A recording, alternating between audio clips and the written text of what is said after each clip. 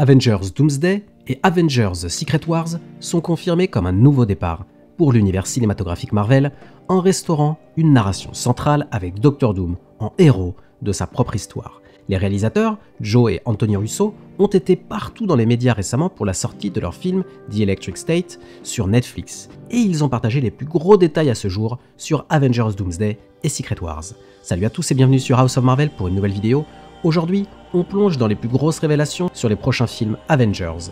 Les frères Joe et Anthony Russo, de retour aux commandes du MCU, ont laissé filtrer plusieurs indices explosifs lors de la promo de leur dernier film, mais ce que peu de médias ont remarqué, c'est qu'ils ont aussi évoqué le rôle central de Doctor Doom et le retour de Robert Downey Jr. dans un rôle totalement inédit. Préparez le café, installez-vous bien confortablement, je suis Julien, et vous êtes sur House of Marvel. Ok, Joe et Anthony Russo, en pleine tournée médiatique pour The Electric State, sont inévitablement interrogés sur Avengers Doomsday et Secret Wars. Mais cette fois, les informations qu'ils ont laissé filtrer sont particulièrement intrigantes, notamment sur la préparation du film, son lien possible avec le TVA, le rôle de Doctor Doom et surtout la nature du film Doomsday en lui-même. Tout d'abord, on doit parler du budget conséquent pour un début de tournage. En effet, le tournage de Doomsday est sur le point de commencer et selon les informations de Forbes, Marvel Studios a déjà investi 8 millions de dollars en pré-production, un montant qui peut sembler élevé pour une phase préliminaire, mais qui souligne bien l'ampleur du projet. Entre les repérages de lieux, la construction des décors, les essais de costumes et les premiers effets spéciaux, cette somme laisse penser que Marvel Studios veut frapper très fort dès le départ. Mais ce n'est pas tout, on apprend aussi que la société de production, créée spécialement pour ce film, s'appelle For All Time Productions, un nom hautement symbolique, vous l'aurez remarqué. Évidemment, cette phrase n'est autre que le slogan du TVA, l'organisation interdimensionnelle qui surveillait la timeline sacrée et qui était sous le contrôle de celui qui demeure, le variant originel de Kang le Conquérant. Cette référence directe au TVA pose une question majeure, Avengers Doomsday pourrait-il être directement connecté au TVA, à Loki et à Miss Minute? Jusqu'ici, le TVA était l'instrument de Kang, notamment dans la série Loki où l'on découvre que l'organisation a été mise en place par celui qui demeure pour éviter une guerre des variants. Mais à la fin de la saison 2, Loki devient le dieu des histoires, reprenant le contrôle du multivers tandis que l'ancienne structure du TVA reste en suspens, sans maître défini. C'est là que Doctor Doom pourrait entrer en jeu. Si le TVA n'a plus de véritable dirigeant, si les technologies temporelles et interdimensionnelles sont laissées à l'abandon, alors qui de mieux que Doctor Doom pour en récupérer son contrôle? Car depuis que Loki a pris le contrôle du multivers, assis au centre de toutes les lignes temporelles en tant que dieu des histoires, une question brûlante se pose toujours, que va-t-il se passer maintenant? Si Kang était la plus grande menace pour le multivers et que Loki a effacé tous ses variants, est-ce que cela signifie que tout est enfin en sécurité? Pas vraiment, car un vide de pouvoir ne reste jamais vide bien longtemps. Et si Loki a supprimé la menace de Kang, quelqu'un d'autre allait forcément prendre sa place. Mais on pourrait aussi faire le lien avec la saison 3 de What If, car on ne sait pas vraiment si ces événements, vus dans cette série, se passent dans le même univers. Il est suggéré que Captain Carter et son équipe, les exilés, ont éliminé le conseil des Kang que nous avions vu dans Quantum Mania. Cette implication provient d'une scène où Captain Carter est vu utilisant la chaise temporelle de Kang, ce qui laisse entendre qu'ils ont affronté et vaincu ces variants de Kang. Il est important de noter que ces événements se déroulent dans des réalités alternatives explorées par la série What If et ne reflètent pas nécessairement la continuité principale du MCU. Ainsi, bien que Captain Carter ait éliminé certains variants de Kang de ces univers alternatifs, cela ne signifie pas forcément que toutes les versions de Kang ont été supprimées dans l'ensemble du multivers, mais si c'est le cas, encore une fois, cela ouvre un vide de pouvoir à remplir par quelqu'un, et ce quelqu'un, encore une fois, c'est Doctor Doom. Dans les comics, Victor Von Doom est obsédé par la maîtrise du temps et du multivers. Récemment, j'ai fait une vidéo sur les comics Marvel à lire pour se mettre à jour sur le personnage de Doctor Doom, je vous invite à la regarder. Doom a déjà utilisé des technologies interdimensionnelles pour explorer d'autres réalités, et il est l'un des rares personnages à comprendre le danger des incursions. Si dans le MCU le TVA est en perte de contrôle, il est très plausible que Doom voit une opportunité à saisir. De plus, Miss Minute, l'IA énigmatique du TVA, pourrait très bien se ranger à ses côtés, surtout si ce dernier lui promet un nouveau rôle, une nouvelle mission. Et si Doom réussissait à hacker le système du TVA pour l'utiliser à ses propres fins, cela pourrait lui donner un pouvoir colossal sur le multivers. Donc, le TVA est un outil abandonné mais encore très puissant, Doom pourrait en prendre le contrôle pour imposer sa vision du multivers, Miss Minute pourrait jouer un rôle clé dans cette prise de pouvoir, For All Time Productions n'est peut-être pas juste un clin d'œil mais un indice majeur sur l'intrigue de Doomsday. Plus le temps passe et les informations arrivent au compte-gouttes, plus j'ai le sentiment ultra positif que Marvel Studios semble orchestrer quelque chose d'énorme avec Doomsday, et si cette connexion avec le TVA se confirme, on pourrait avoir l'un des arcs narratifs les plus complexes et ambitieux du MCU de ces dernières années. Mais ce qui est assez fou, c'est qu'au détour d'une question assez anodine sur Endgame, Joe Russo a répondu de façon très intrigante sur la manière dont Doomsday sera différent de Endgame. What's compelling about these two new Avengers movies is they're a beginning, So we told an ending story, now we're going to tell a beginning story, and then who knows where we'll go from there. Maybe it'll be another 5 years. Il dit, ce qui est fascinant avec ces deux nouveaux films, Avengers, c'est qu'ils marquent un début. C'est un nouveau commencement. Nous avons raconté une histoire de fin, avec Endgame. Maintenant, nous allons raconter une histoire d'origine. Et ensuite, qui sait où cela nous mènera? Peut-être que cela prendra encore 5 ans. Et cette déclaration est assez folle.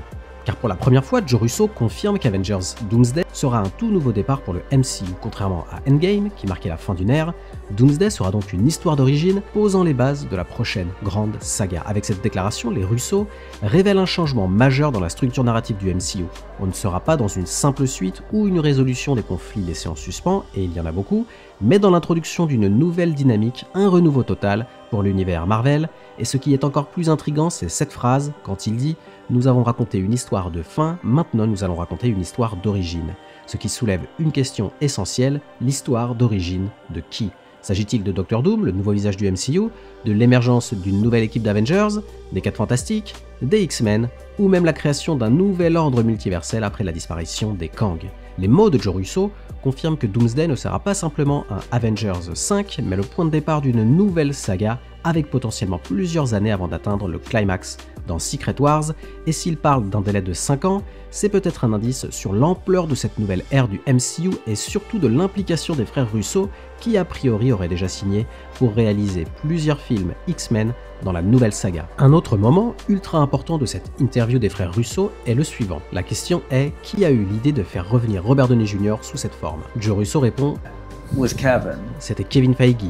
Et ce qui est intéressant, c'est que cette conversation a eu lieu il y a un moment. Ensuite, Robert Downey Jr. a essayé de nous convaincre de le faire et on a dit non parce qu'on s'était dit qu'on reviendrait, mais qu'on n'avait tout simplement pas d'histoire digne de ce nom. On n'avait pas de porte d'entrée en quelque sorte. Alors on a résisté pendant un moment. Puis un jour, Steve McFeely, qui est l'un de nos collaborateurs clés, nous a dit « j'ai une idée », il nous a appelé pour nous la pitcher, et on s'est dit « c'est cette histoire-là, c'est cette histoire qui doit être racontée, elle est vraiment puissante, et la seule chose que je peux dire sur le film, c'est ça, on adore les méchants qui pensent être les héros de leurs propres histoires. C'est ce qui les rend tridimensionnels, c'est ce qui les rend plus intéressants. Et quand on a un acteur comme Robert Downey Jr., il faut créer un personnage très bien construit, complexe pour le public, c'est là que se concentre une grande partie de notre travail. Fin de citation. Je pense que ce qu'il nous tease ici peut s'interpréter de deux manières. La première idée, Doomsday va nous introduire simplement à un scientifique venu d'un autre univers, Victor Von Doom. Il pourrait être introduit comme un simple scientifique, voyageant à travers le multivers, pleurant en voyant univers après univers l'effondrement sous les effets des incursions qu'il est le seul à comprendre. Et cette phrase est super importante, un phénomène qu'il est le seul à comprendre, ça ne vous rappelle rien? Doctor Doom et Tony Stark sont deux génies maudits par la connaissance. Un scientifique qui voyage à travers le multivers, témoin de la destruction inévitable de chaque réalité, seul à comprendre l'ampleur du problème, ça ne vous rappelle rien? C'est exactement ce que Thanos disait à Tony Stark dans Infinity War, tu n'es pas le seul à être maudit par la connaissance. Ce dialogue n'était pas anodin. Il définissait Stark comme un homme condamné, en anglais doomed, par sa propre intelligence, sa propre connaissance, incapable de détourner le regard d'un avenir inévitablement tragique. Thanos lui aussi s'est retrouvé dans le même cas de figure et a pris le chemin que Tony Stark a lui combattu. Et c'est là que la frontière entre le bien et le mal devient floue, car Tony Stark et Victor Von Doom sont deux génies qui ont deux chemins différents. Si Doctor Doom est introduit dans Doomsday comme un scientifique hanté par les incursions, un homme qui comprend le problème mieux que quiconque, alors on retrouve exactement la trajectoire de Tony Stark dans le MCU. Car Stark et Doom sont deux faces d'une même pièce, deux esprits brillants capables de voir l'inévitable avant tout le monde, deux visionnaires qui cherchent d'abord à protéger leur univers coûte que coûte, deux hommes rongés par l'obsession, prêts à sacrifier leur humanité pour assurer un futur. La seule différence, la manière dont ils réagissent à cette malédiction. Tony Stark a vu l'horreur arriver et a tenté d'arrêter le pire en créant Ultron, un bouclier censé protéger la Terre à jamais, mais il a échoué. Doctor Doom, lui, pourrait voir les incursions et conclure qu'il n'y a qu'un seul moyen de protéger l'univers, prendre le contrôle du multivers lui-même. Et c'est là que Doom devient Tony Stark, mais sans ses limites morales. Car Doom et la philosophie d'Ultron font 100% du sens. Dans l'ère d'Ultron, Tony justifie la création d'Ultron par une phrase qui pourrait être parfaitement attribuée à Doom, une armure autour du monde. Doom pourrait reprendre cette idée à l'échelle du multivers. Il pourrait croire que la seule façon d'empêcher la destruction du cosmos, c'est d'imposer un ordre absolu sur toutes les réalités. Il y a une chose dont personne ne parle ces derniers temps, le parallèle possible entre les Ultron Bots de Tony Stark et les Doombots de Dr. Doom. Les Doombots, pour rappel, sont des androïdes ultra avancés créés par Dr. Doom dans les comics Marvel. Ils servent à exécuter des ordres, semer la confusion parmi ses ennemis et protéger son règne. Doom les utilise souvent pour se faire passer pour lui-même, ce qui lui permet d'éviter la mort et de manipuler ses adversaires en leur faisant croire qu'ils l'ont vaincu. Ce sont des copies parfaites de Doom. Il ressemble physiquement à Dr. Doom et imite sa voix, ses gestes et même sa personnalité. Certains sont même convaincus d'être le véritable Doom. Ils sont conçus avec l'ingénierie de la Latverie, ils possèdent des armes redoutables et une intelligence artificielle ultra sophistiquée et parfois des capacités magiques, limitées grâce aux enchantements de Doom. Dr. Doom dispose d'un nombre incalculable de Doombots, ce qui le rend quasiment impossible à éliminer. Même lorsqu'un Doom semble avoir été vaincu, il s'avère souvent qu'il s'agissait simplement d'un Doombot kamikaze. Ils peuvent infiltrer d'autres nations, groupes, semer le chaos et préparer le terrain avant une invasion de Doom en personne. Dans le MCU, l'introduction des Doombots pourrait être un élément clé d'Avengers Doomsday et Secret Wars en montrant Doom comme une force omniprésente et inarrêtable, imposant son règne à travers toutes les dimensions. Car pour imposer son ordre absolu, Doom ne se contentera pas d'un simple règne diplomatique ou politique, il utilisera ses Doombots pour étendre son influence et son contrôle à travers le multivers. Ces machines, programmées pour exécuter sa volonté sans faille, pourraient être déployées dans chaque réalité, traquant les anomalies, éliminant toute menace potentielle et imposant les lois de Doom à des univers entiers. Doom ne dirigerait pas un seul monde, il régnerait sur une infinité de réalités avec une armée de versions de lui-même. Il pourrait aussi utiliser ses Doombots pour traquer le Conseil des Kang et l'éliminer définitivement avant le début d'Avengers Doomsday. Mais bien évidemment, le monde 616 viendra à résister à Doom, ce qui en ferait le lieu principal narratif de cette histoire. Autre élément fascinant des déclarations de Joe Russo, Doom ne se voit pas comme un tyran, il se voit comme un sauveur, exactement comme Tony Stark lorsqu'il a créé Ultron, exactement comme Thanos lorsqu'il a fait le Snap. Et si cette obsession de Doom pour sauver l'univers venait du fait qu'il a vu un autre génie tenter et échouer?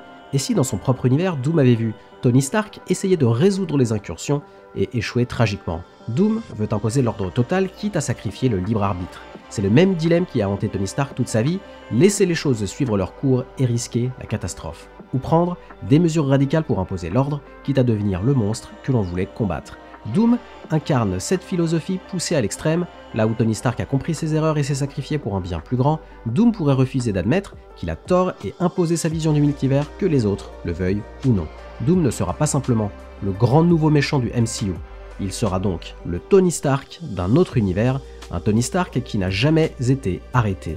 Son changement de nom prendra racine dans un twist scénaristique assez simple, comme une adoption déjà vue dans les comics, ou s'il décide de s'exiler et de changer de nom après un échec. Car oui, tout le monde s'est trompé.